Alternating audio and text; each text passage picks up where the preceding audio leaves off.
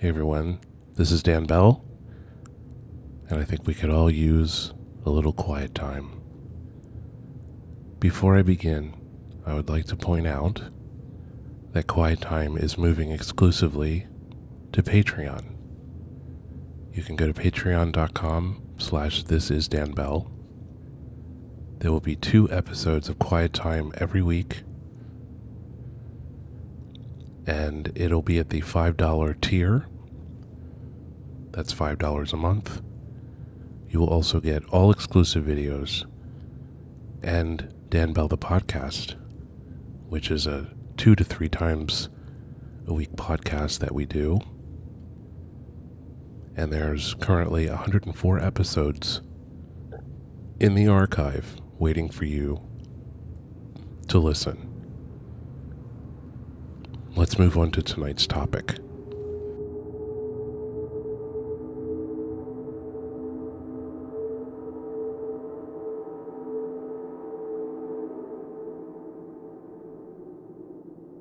The first unexplainable experience I want to talk about is one that happened probably about 10 years ago, maybe a little bit more, down in Scotland, Maryland, at the Point Lookout lighthouse, which is an old lighthouse at the end of the point that during the Civil War, it served as a field hospital, and the entire park was a prisoner of war camp for Confederate soldiers.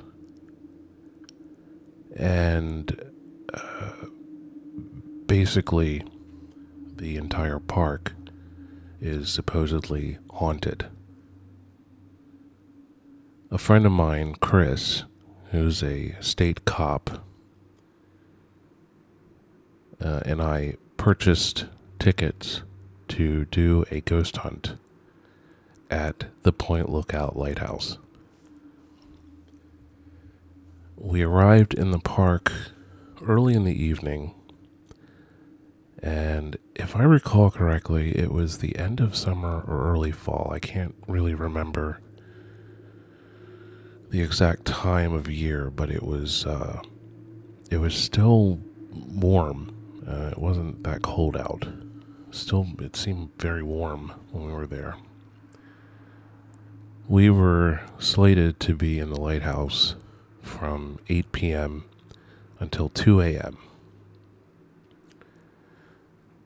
The lady who was to let us in showed up, and she opened the door, and it was my first time going in the lighthouse. Ever since I was a child, I've wanted to go inside this lighthouse. My parents used to take my sister and I camping at Point Lookout when we were kids. And back then, the lighthouse was still owned by the Coast Guard, so it was completely off limits. In the last 15 years, the Coast Guard handed the lighthouse over to the Friends of the Point Lookout Lighthouse. And now they're in control of it, and they're currently restoring it. But my first time in the lighthouse was, I was excited. When I was a kid, I read all these books about the ghosts in the lighthouse and all the weird things that were allegedly happened there. So I was really, really looking forward to this night. We got in, and I think Chris and I started just outside. He was doing recordings because other guests had arrived for the evening. So there was about 6 or 7 people inside the house. And we thought, we'll just hang outside until everyone leaves. So slowly, as the night the night grew older, I should say, or longer, or whatever. people began to leave. And there was a group of 6 that showed up. And I don't know if they were really, I think they were just more curious than anything. They weren't like a ghost group or anything. But by 11:30 they left. So it was just me and Chris and I, to go through and do our thing in the lighthouse. We had a couple hours. So nothing really of any kind of consequence happened while we were upstairs in the dark. And the lady who let us in, she went outside and got in her car. So there was nobody in the house. We didn't hear anything or nothing. And about half an hour before 2 o'clock, so it was like 1:30 in the morning, we were in this room in the front of the lighthouse.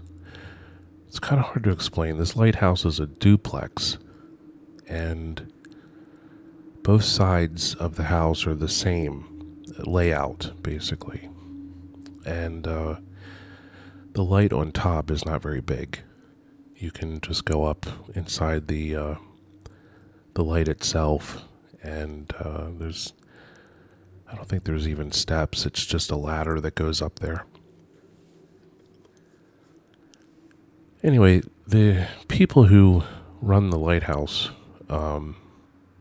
committee or whatever, they put up little signs around the house basically saying, it was here that someone heard that people allegedly see this ghost, and it's here that this allegedly happens. And so they had little signs up everywhere.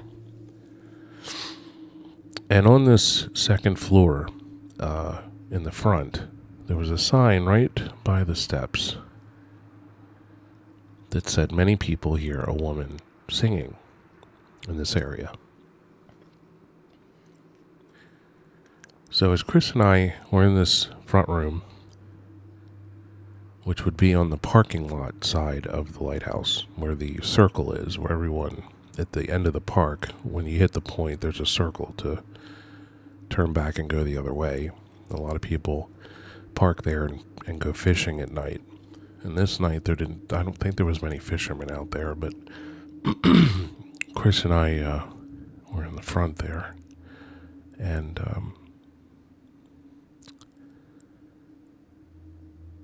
out of nowhere, we both kind of were looking down the hallway from this doorway into that front bedroom. And it was dark, but you could just see just a little bit because there were parking lot lights outside. And on the left, down the hall, there's a little stairwell that goes down to the first floor. And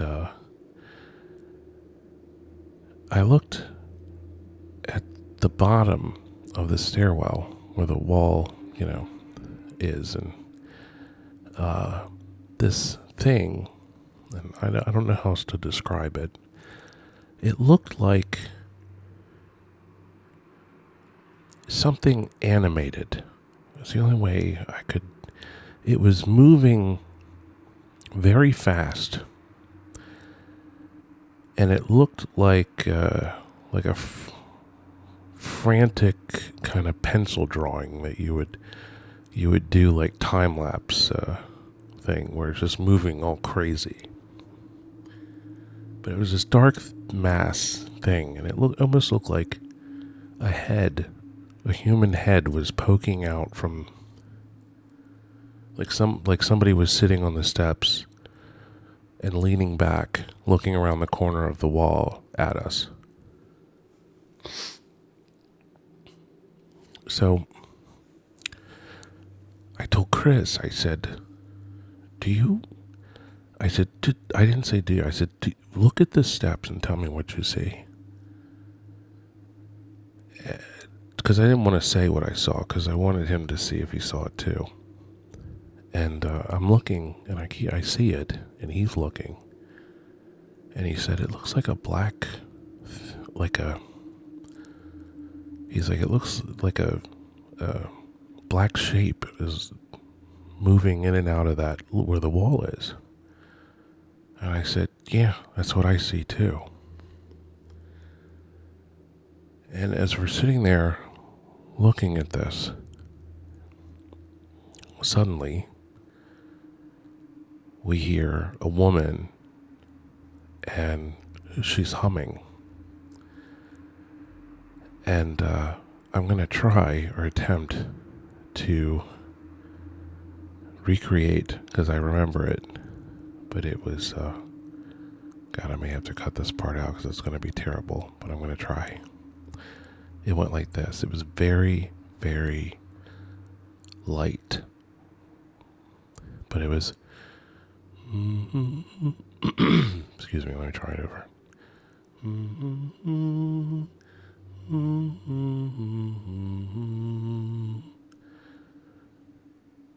And it went just like that. And I said to Chris, I said, did you hear that? And he said, oh yeah. And then it happened again. A woman's voice.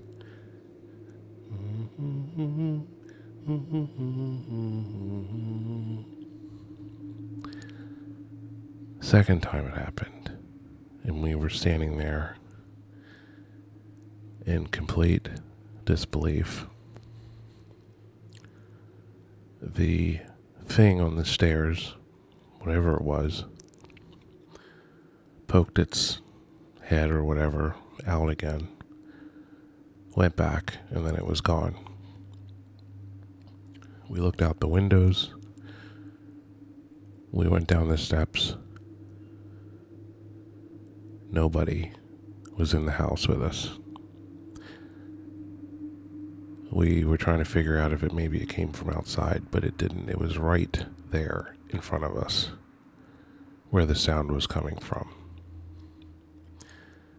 We caught it on a recorder. We both had recorders running at the same time and both got the humming on the recorders.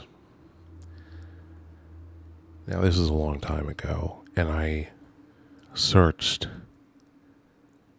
in vain to find that recording. I haven't given up yet because I have a drive from that era that the recording is probably on. So I need to get the wires to hook that drive up and go through it. But if I find the recording, I will definitely put it up. To this day, I have no earthly way to explain what that was. I don't know what it was. I don't know. I have no idea. So, that will definitely go into the unexplained category because I can't explain it now. People are going to say, well, do you believe in ghosts? And my answer is still a resounding not until I see a ghost and another person standing with me and sees the same thing. They might be saying that about the thing on the stairwell. I don't know if that was a ghost. I don't know if it was something we saw because it was dark. I don't know. I would like to see a full-fledged apparition to be able to believe the ghost thing. But I don't mind trying. I enjoy creepy things. So going to these places and trying to experience something paranormal is fun. But I don't hold out much hope that hearing a woman singing, I don't know. Was it paranormal? I don't know. Was it just normal? I don't know that either. So, I don't know. But anyway, let's move on to the second unexplained incident.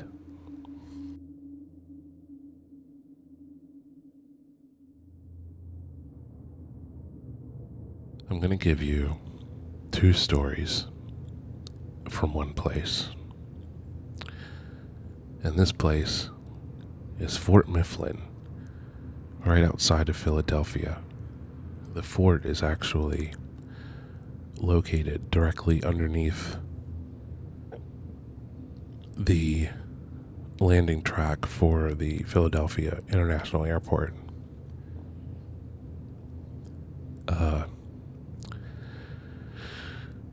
So the first story I'm going to tell you from not Point Lookout, but Fort Mifflin is this.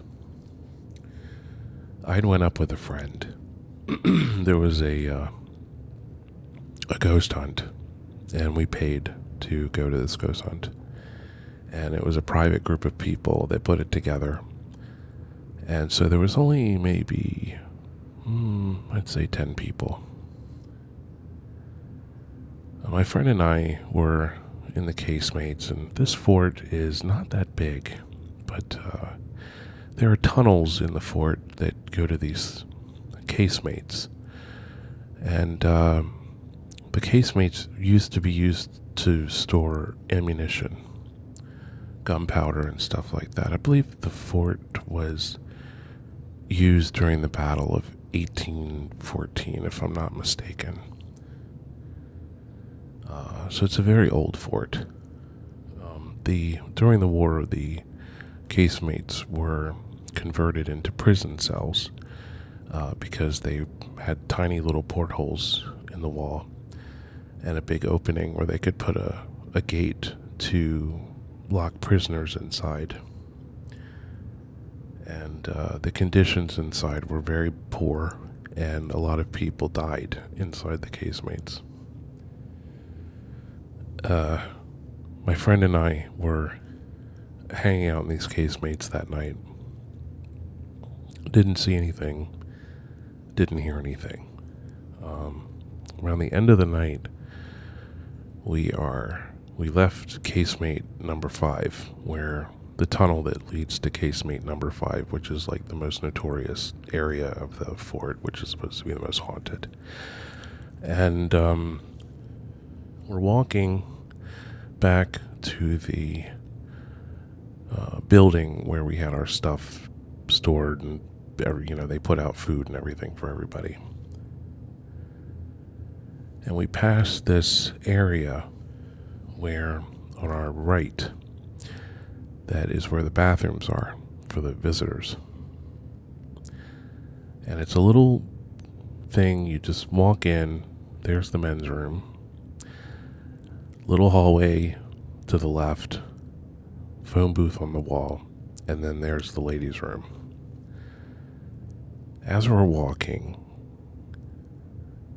I noticed out of the corner of my eye, there was what looked like a person, like a shadow, standing in the doorway of this, where the bathrooms are. So the shadow would have been in front of the men's room. I saw it, and it shot to the left into the hallway towards where the telephone booth was. Now my first reaction was, oh, there's somebody. I was like, who the hell was that? I thought it was somebody from the group. So I said, I just saw somebody. And we stopped and walked over to the little hallway. And there were no lights on or anything. And I said, well, they went down the hall, so they're probably in the ladies' room. I thought it was somebody pulling our chain, to be honest with you. And my friend, he opened the door to the ladies' room and turned the light on. And there was nobody in there. Not a soul. And, but it gets even crazier.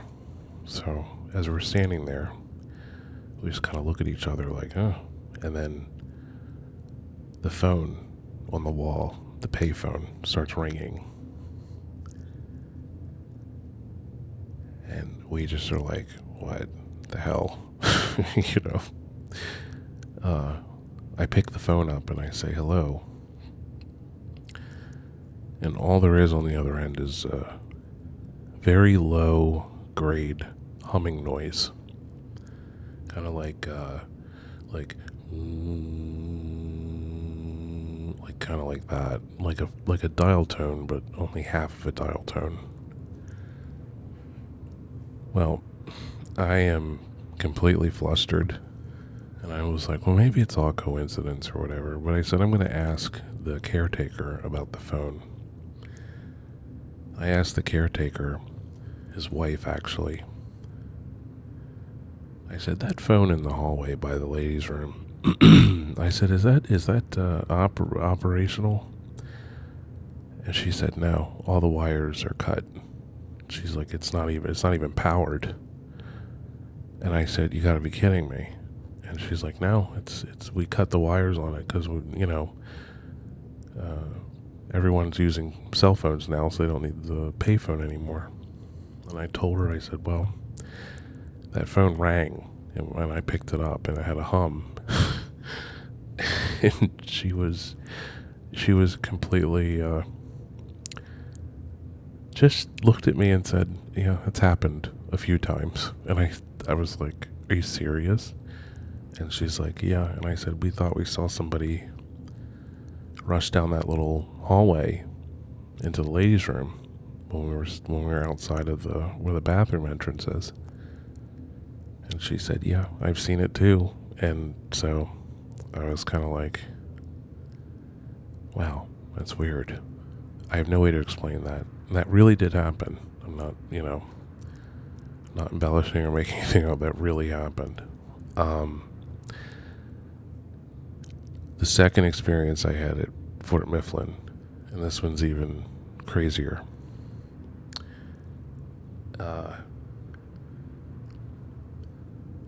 I was there with a friend again, different friend this time. Same situation, a group had booked the place for paranormal thing. It was probably the same group I was there with the time before. And they had they were basically had us like, okay, you guys get this place and we get this place from this time to this time. So we were all kind of circulating between the hot spots. And it made it nice because it was just me and my friend, just the two of us. So when it came our turn to go down to casemate number 5, weirdest thing happened. So we go down the hallway, and the hallway to casemate number 5 goes straight, then you hang a right. The hallway goes right when you go straight. And I think that I don't remember the exact number of casemates. There's a few of them in there. But number 5 is all the way at the end of the hall, the tunnel. As we're in the tunnel, right before we get into the casemate, I look up. It's just out of the corner of my eye, I saw something on the ceiling. And I look up, and I'm not shitting you. There was a golf ball sized blue, bright, whitish blue light dancing across the ceiling. It illuminated the ceiling around it, and I saw it for about a second, very fast. And I said, Val, did you see that? And she said, no. And I said, look up.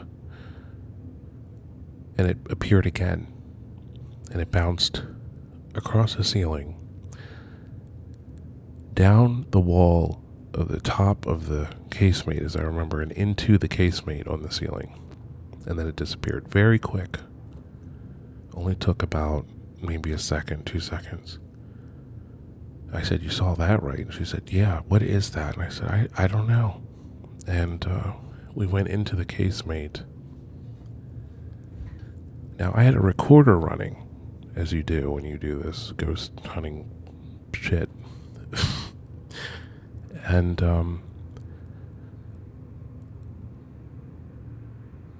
we got in the casemate, and there the light appears on the wall in front of us, 5-6 feet away, and it dances across the wall and then up to the ceiling. This time we could see it for probably about 2 seconds, 2-3 seconds.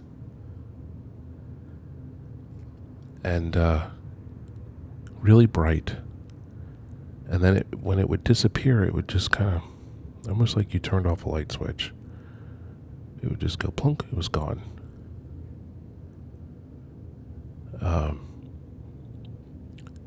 I had a recorder, and I asked, "Who is that? Is that you?" Thinking maybe the light was a ghost.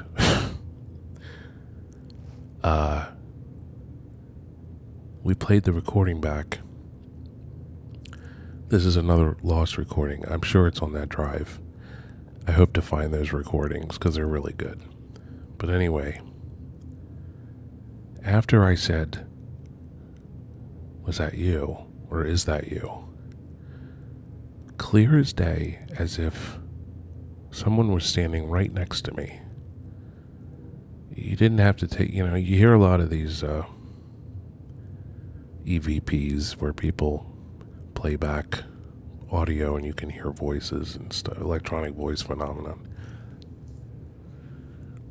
where they have to bring up the bass or really, really put the clip through a lot of filters to hear anything, and then it's just like, what do you hear?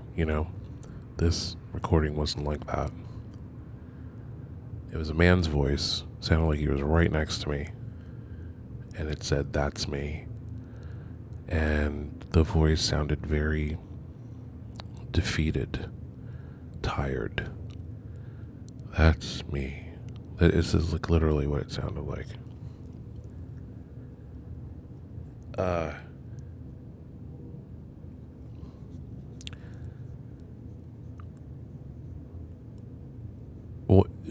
This is very strange stuff. I don't know how to explain the lights. The only explanation I could have for what we saw was outside of the fort, there's a moat, very swampy moat. Perhaps it was a natural phenomenon from swamp gas. I don't know. That's the only kind of description or way to describe it that I can give. It was a white golf ball size light, bluish white, that danced across the wall and the ceiling of this casemate and outside the casemate. To this day, I have no explanation for it. I remember it like it was yesterday, because it really had me baffled, had us both baffled. But here's where things get even stranger.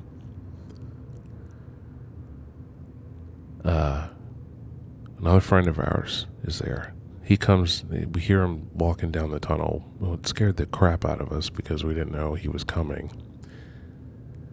We said, "Who's that?" And then we heard him say, "It's me." And we're like, okay. He comes in to the casemate with us.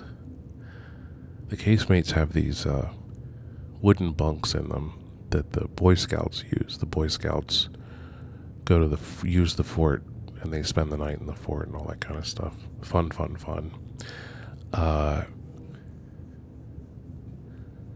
Anyway, our other friend's there. I'm keeping names out of this, by the way.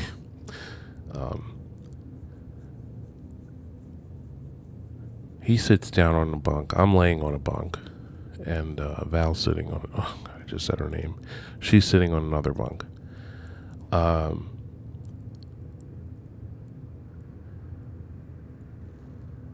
As I'm sitting there, there's a fireplace and a mantle on this one wall of the casemate.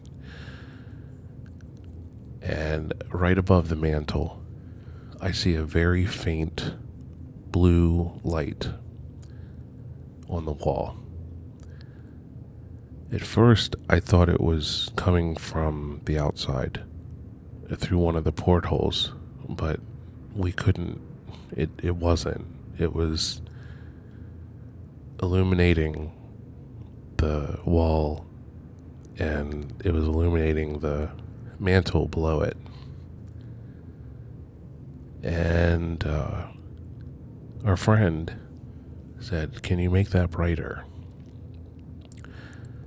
And all of a sudden it got brighter and brighter. And he said, "Keep going, make it bright." And it got brighter and it got brighter.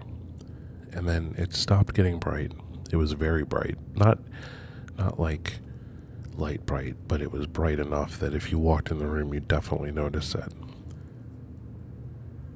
And my friend, we're just all sitting there like, what is this? It's very strange. And then the light just sort of dimmed and dimmed and dimmed, and then it disappeared. It's gone. And I have no clue what it was. I got up from the bunk, and we put our hands on the wall where the light was, and it was freezing cold. But next to it wasn't as cold. It was just where the light was. It was freezing. I'm talking like frigid. It felt like one of those surfaces they make ice cream on.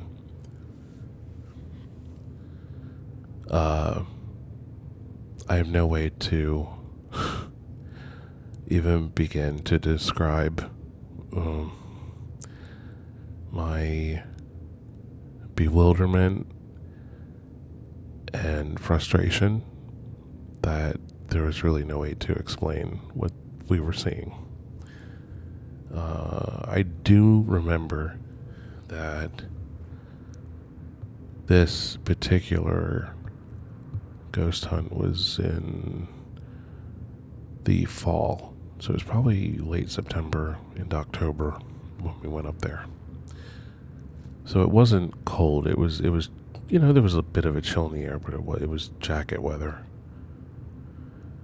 I don't know if that makes any difference to swamp gas or what they call ghost lights you can see in swamps sometimes from the gas that escapes out of the mud underneath the water. But bizarre. Totally bizarre. Now, I'm going to reiterate both of these stories, both from Fort Mifflin and Point Pleasant. Not Point Pleasant, Point Lookout. Both true. Really happened. Do I believe in ghosts? I'm open to the possibility, but I'm not going to say no. We'll just say I'm open to the possibility, but I have no way to describe. Oh my god, the fucking ice maker just came on and it scared the shit out of me. I have no way to describe these two incidents, so I don't know. Discuss amongst yourselves. I want to thank you all very much for listening. I hope during this pandemic and these unsure, uneasy, anxious times that these quiet time videos bring you a little bit of peace. Please remember to hear Quiet Time twice a week. Patreon.com/thisisdanbell. You can also listen to our rad podcast, which everyone who listens loves it. I'll just say, we will definitely make you laugh. But it is NSFW, just FYI. I hope you're all surviving. I hope you all stay healthy. I hope you're all taking precautions. While you're sitting around doing nothing, call a loved one you haven't talked to in a while and say hi. Always a good thing. Thank you all for listening. Until next time.